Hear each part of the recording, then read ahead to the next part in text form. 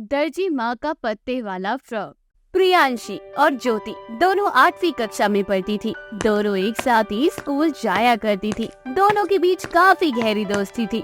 दोनों स्कूल जाती है, तभी उनकी क्लास टीचर प्रीति सभी बच्चों से कहती है, बच्चों, हमारे स्कूल में आदिवासी कल्चर के ऊपर आप सभी को एक एक्टिविटी करनी है, जिसमें आप आदिवासी कल्चर को किस तरह से समझाते हैं उसके ऊपर पूरी एक फाइल बनानी है। ओके।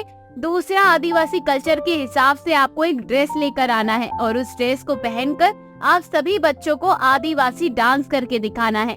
जिस बच्चे का परफॉर्मेंस अच्छा होगा उसे फर्स्ट प्राइज मिलेगा। तो अगर आप सब इस एक्टिविटी के ऊपर ध्यान दोगे तो आप लोगों के लिए सबसे ज्यादा अच्छा होगा। ओके मैम, हमें जो ड्रेस बनानी है वे खुद बनानी है या फिर खरीद के लानी है? बच्चों, आप लोगों को ड्रेस खरीद के लानी है, क्योंकि अभी आप बहुत छोटे हो। ड्रेस बनाना आपको अभी कहाँ से आता होगा, इसलिए आप मार्केट से रेडीमेड आदिवासी ड्रेस ले सकते हो।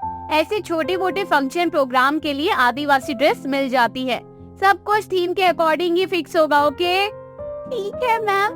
मैम, हम आदिवासी ड्रेस खरीद लेंगे। इतना बोलकर टीचर सभी बच्चों को आगे की पढ़ाई कराने लग जाती है। थोड़ी देर बाद लंच ब्रेक होता है। सभी बच्चे एक साथ बैठकर लंच कर रहे थे। तभी एक लड़की जिसका नाम निक्की था, वे ज्योति से कहती है, और ज्योति, तू तो इस एक्टिविटी में पार्टिसिपेट नहीं करेगी ना, क्योंकि बाहर से कपड़े खरीदने की औकात तो तेरी है ही नहीं। तेरे स्कूल की ड्रेस भी तुझे स्कूल की मैडम दिलाया करती है, और एक्टिविटी करने के लिए आदिवासी थीम के हिसाब से तो ड्रेस कहाँ से ला पाएगी? निकी, तू अपने बारे में टेंशन ले, और ज्योति क्या पहनेगी क्या नहीं पहनेगी ये सब उसकी और मेरी टेंशन है। वे हम सब देख लेंगे। तू अगर अपने ऊपर ज्यादा ध्यान देगी तो तेरे लिए बेहतर होगा। कहीं ऐसा ना हो कि तेरा ध्यान ज्योति के ऊपर ही रहे और फर्स्ट प्राइज ज्योति ही ले जाए। फर्स्ट प्राइज ले जाने के लिए थोड़ी मेहनत करनी पड़ेगी और उसके लिए थोड़ा पैसा खर्चा करना पड़ेगा। मतलब एक्टिविटी फाइल बनाना, थीम की ड्रेस सिलेक्ट करना, ये सब बस की तेरी बात नहीं है। इसकी मम्मी तो बहुत गरीब है, इसके पापा भी नहीं है, वे कहाँ से करेगी? ये सब इसलिए कहते हैं कि गरीब लोगों को अमीर बच्चों के साथ स्कूल में पढ़ाई करने का कोई अधिकार नहीं है। सरकारी स्कूल में एडमिशन ले लेती ना तो तुझे वहाँ सब मुफ्त का मिलता। निकी, तुम्हें जो कहना है कह लो, वक्त अपने आप ही बता देगा कि किसको सरकारी स्कूल में पढ़ने की जरूरत है और किसको प्राइवेट स्कूल में पढ़ने की। और वैसे भी स्कूल चाहे सरकारी हो या प्राइवेट, वहाँ पर हमें अच्छी चीज ही सिखाई जाती है। लेकिन स्कूल बदनाम तभी होता है जब उसे स्कूल में तुम जैसे बच्चे पढ़ रहे हो। ऐसे ही थोड़ी देर बाद स्कूल की छुट्टी हो जाती है। सभी बच्चे अपने घर चले जाते हैं। ज्योति बहुत उदास होती है। उसे देखकर उसकी माँ मीना, जो कि सिलाई का काम करती थी, उसके पास जाती है और कहती है, क्या हुआ मेरी बेटी ज्योति, तू बहुत उदास नजर आ रही है। सब ठीक तो है ना? कहीं किसी ने कुछ कहा तो नहीं? आज तेरा टेस्ट हुआ क्या? उसमें गंदे नंबर आए हैं? नहीं माँ, ऐसा कुछ नहीं है। तो फिर क्या बात है बेटा? मैंने तो तेरी फीस भी जमा कर दी, फिर तू उदास क्यों है? स्कूल में किसी ने कुछ कहा? मतलब बुक, ड्रेस सब कुछ है तेरे पास, फिर क्या दिक्कत हो गई मेरा बच्चा? माँ, स्कूल में ना आदिवासी थीम के ऊपर एक्टिविटी हो रही है और उसमें मुझे आदिवासी कल्चर के ऊपर एक फाइल बनानी है और उस फाइल को बनाने में थोड़ा सा खर्चा आएगा। बेटा टेंशन मत ले, फाइल बनाने के लिए जो भी खर्चा आएगा वह मैं तुझे दूंगी ना। फिर इतना उदास क्यों हो रही है? और इसमें उदास होने वाली क्या बात है, सब हो जाएगा। माँ, मुझे आदिवासी थीम के हिसाब से भी ड्रेस लेनी है। आप मेरे साथ अगर मार्केट चलो तो हमें ड्रेस का रेट पता चल जाएगा। उस हिसाब से हमें अपना बजट भी तो बनाना पड़ेगा ना। अरे तो टेंशन मत ले, आज शाम को तेरे साथ मैं मार्केट चलूंगी। तुझे जैसी ड्रेस लेनी होगी मुझे बता देना, वहाँ ड्रेस हम देख लेंगे कितने तक आती है। ठीक है। शाम को ज्योति अपनी माँ के साथ मार्केट जाती है। दोनों वहाँ बैठी एक दुकान पर जाती है और आदिवासी थीम के हिसाब से ड्रेस देखने लगती है। ड्रेस काफी ज्यादा महंगी थी, क्योंकि ये ड्रेस बहुत ही स्पेशल टाइप की थी। और जैसे ही कोई पैसिफिक थीम पार्टी हो या फिर स्कूल के बच्चों के फंक्शन हो, इसलिए ये ड्रेस महंगी आ रही थी। दोनों थोड़ा सा टेंशन में आ जाती है ज्योति की माँ बहुत ही ज्यादा ध्यान से ड्रेस को देख रही थी। ऐसे ही थोड़ी देर बाद वह घर आ जाती है। तभी ज्योति माँ से कहती है, माँ एक काम करते हैं, जो ड्रेस हमने देखी थी वो काफी ज्यादा महंगी थी। उस ड्रेस में एक एक्टिविटी के लिए इतना पैसा लगाना ठीक नहीं है, तो रहने देते हैं। अरे नहीं बेटा, ऐसे थोड़ी ना होता है। तेरी माँ सिलाई जानती है, मुझे अच्छे अच्छे कपड़े बनाने आते हैं। दूर दूर से लोग मेरे पास सिलाई करवाने आते हैं, और तुझे क्या लगता है तेरी माँ पीछे हट जाएगी? ऐसा बिल्कुल भी नहीं है बेटा। आदिवासी थीम की ड्रेस बनाना मेरे बाएं हाथ का खेल है, बल्कि मैं तो उससे कई ज्यादा सुंदर ड्रेस बनाऊंगी तेरे लिए। आदिवासी थीम में क्या होता है, उस कलर में कुछ लोग पत्तों की ड्रेस पहनते हैं, और मैं तुझे पत्तों का फ्रॉक बनाकर तैयार करके दूंगी। उसे फ्रॉक को तू पहनकर आदिवासी कल्चर को और अच्छे से बता पाएगी, और इसमें बिल्कुल तू ओरिजिनल पत्तों का ही इस्तेमाल करेंगे, ठीक है? सच में माँ, आप मेरे लिए वो ड्रेस बना दोगी? और अगर आप उस ओरिजिनल पत्तों का यूज करोगे तो कहीं ऐसा ना हो कि वो पत्ते मुरझा जाए। ये सब तो मेरे ऊपर छोड़ देना, मैं हूँ ना तेरे साथ। मुझे ये सब काम करना बहुत अच्छा लगता है, और इस बार तेरे जरिए मुझे अपना हुनर दिखाने का मौका मिलेगा। तुझे पता है, मैं फैशन डिजाइनर बनना चाहती थी, लेकिन गरीबी के कारण और बुरे माहौल के कारण मैं कुछ नहीं कर पाई। लेकिन फैशन डिजाइनर ना सही, छोटी मोटी दर्जी ही बन गई। और अब मुझे ऐसा लग रहा है कि मेरी पहली क्लाइंट मेरी बेटी है। उसके लिए मैं आदिवासी थीम के हिसाब से ड्रेस तैयार करूंगी। इस तरह से ज्योति की माँ अपनी बेटी के लिए मार्केट से ड्रेस बनाने का बहुत सारा सामान ले आती है। दिन रात मेहनत करके ज्योति की माँ पत्तों वाला फ्रॉक बनाकर तैयार कर देती है। फ्रॉक दिखने में काफी सुंदर लग रहा था। यह देखकर ज्योति भी बहुत ज्यादा खुश होती है। साथ ही ज्योति ने अपना आदिवासी कलर फाइल भी रेडी कर लिया था। ऐसे ही अब स्कूल में सभी बच्चे अपना अपना परफॉर्मेंस स्कूल में सभी को दिखाते हैं। सबसे ज्यादा ज्योति की ड्रेस लोगों को बहुत पसंद आती है। हर कोई ज्योति की ड्रेस किसने बनाई है ये सब पूछ रहा था। अरे वाह, तुम्हारी माँ तो सच में डिजाइनर है। हमें नहीं पता था कि तुम्हारी माँ के अंदर इतना हिडन टैलेंट है। मैं तो कहती हूँ उन्हें अपने इस टैलेंट को निखारना चाहिए। इस तरह से ज्योति ये कंपटीशन जीत जाती है। साथ ही उसकी माँ को अब अलग अलग ड्रेस बनाने के ऑर्डर आने लग जाते हैं। उसके जरिए धीरे धीरे ज्योति की घर की आर्थिक हालत भी पहले से बेहतर हो जाती है। इस तरह से दोनों माँ बेटी मेहनत करते हुए अपने जीवन में आगे बढ़ते हैं। सुमन देवी की 5 बहुएं थी, ज्योति, शिप्रा, कोमल, पायल, सोनी। इस साल 5 की पहली राखी थी, जिस वजह से ससुराल में खरीदारी की चहल पहल थी। 2 हफ्ते पहले से ही शुरू कर दी थी।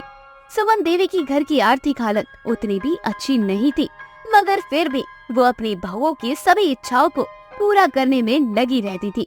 ऐसे ही एक दिन 5 अपनी सास से बोलती हैं, माँ, इस रक्षाबंधन पर ना मुझे 2 साड़ियाँ चाहिए, एक अपने लिए और एक अपनी माँ के लिए। पहली बार मायके जाऊंगी तो थोड़ा अच्छे से जाना है, ताकि सब लोग खुश रहे।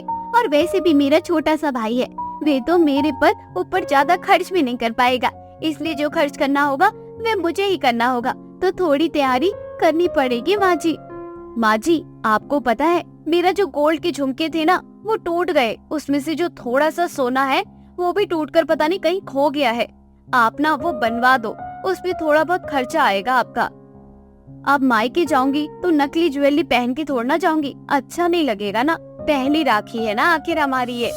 हाँ माँ जी, और मैं तो ये कह रही हूँ कि जब आप शॉपिंग करने के लिए जाओगे ना तो हमें भी साथ लेकर चलना।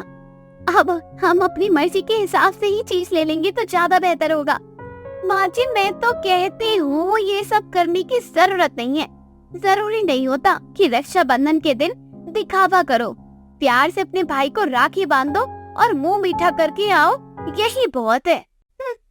इसमें दिखावा करने वाली कौन सी बातें हैं सोनी? पहली राखी के लिए हर लड़की एक्साइटेड होती है, ठीक उसी तरह से हम लोग भी एक्साइटेड है। अगर तुम्हें रक्षाबंधन को लेकर कोई एक्साइटमेंट नहीं है तो मत रखो। कम से कम हमें इस तरह से ब्लेम तो मत करो कि हम दिखावा कर रहे हैं।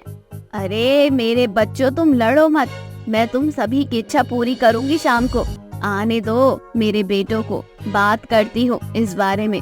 आखिर कमाने वाले तो वही है ना, वे मुझे पैसे देंगे तब जाकर मैं तुम लोगों की इच्छा पूरी कर पाऊंगी। थोड़ी देर बाद सुमन देवी के 5 बेटे विनोद, संजय, विकास, अतुल, मनोज काम पर से घर वापस आ जाते हैं।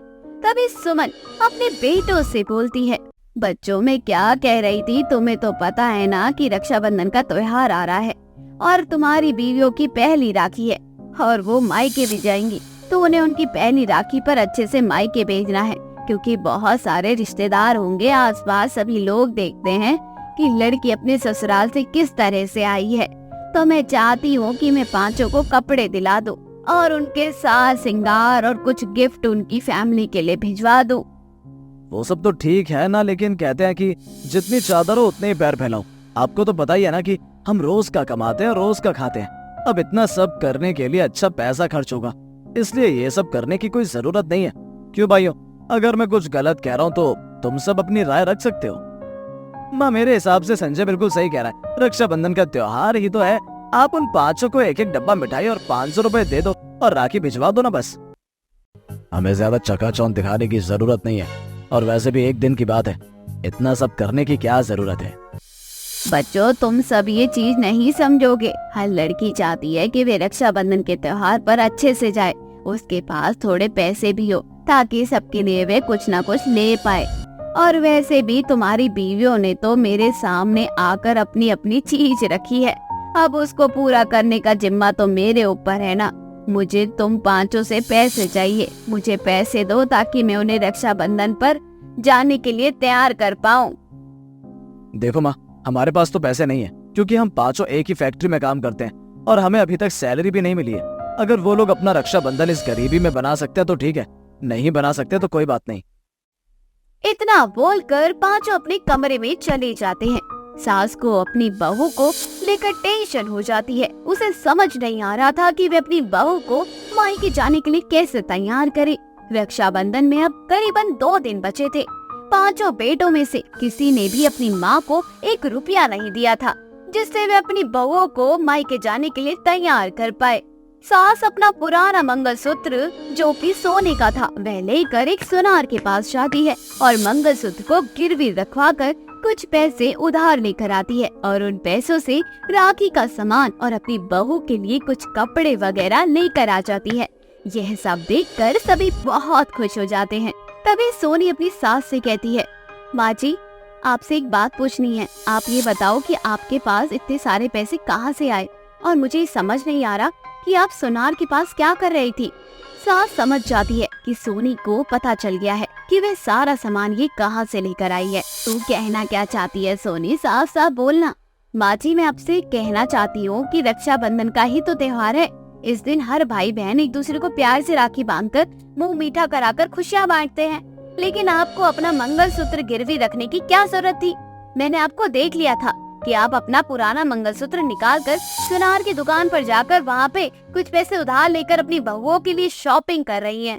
यह सुनकर बाकी चारों बहुओं की आंखों में आंसू आ जाते हैं, क्योंकि सास उनके लिए इतना सोचती है। वे चारों अपनी सास से माफी मांगते हैं। माँ जी, हमें माफ कर दो, हम सिर्फ और सिर्फ अपने बारे में सोच रहे थे। हम भूल गए थे कि हमारे घर की हालत अच्छी नहीं है, लेकिन आज हमें इतना पता चल गया है कि आप हमारी सास नहीं बल्कि माँ हो, जो हमारे लिए इतना सोचती हो। इस सब से उन पांचों के बीच अपनी सास को लेकर इज्जत और मान सम्मान और ज्यादा बढ़ जाता है। इस तरह से सास अपनी बहू को रक्षाबंधन के लिए तैयार कर देती है। पांचों अपने मायके जाती है और वहाँ जाकर अपने भाइयों को राखी बांधकर वहाँ से खुशी खुशी वापस आ जाती है।